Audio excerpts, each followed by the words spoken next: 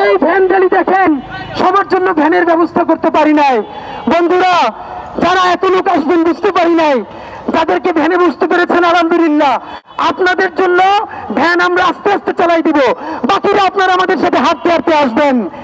এবং সর্বশেষ বলতে চাই, আমাদের রাজনীতি কেবল শুরু। আমি হয়তো মরে যাব, আমার ভাই বন্ধুরা সবাই একসাথে মরে যাবে না। যেই রাজনীতির নতুন সফর শুরু করলাম, বিএনপি, জামাত ইসলামী, এনসিপি, আপনারাও একদিন আমাদের মডেলেই আসতে বাধ্য হবেন ইনশাআল্লাহ।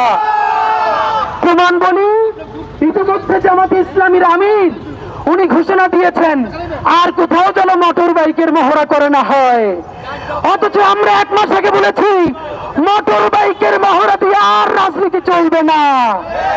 সুতরাং নয়া বাংলাদেশের রাজনীতি হবে, মাইলের পর মাইল হাঁটতে হবে। আমি আমার টিম প্রত্যেকের পা ফুলে গেছে, কিন্তু আপনাদেরকে জানাই, নির্বাচনের দিন পর্যন্ত শহীদ প্রেসিডেন্ট জিয়াউর রহমানের মতো আমরা ফজর থেকে সারা রাত মাইলের পরে মাইল হাঁটবো, ইনসাফ কায়েম করবো।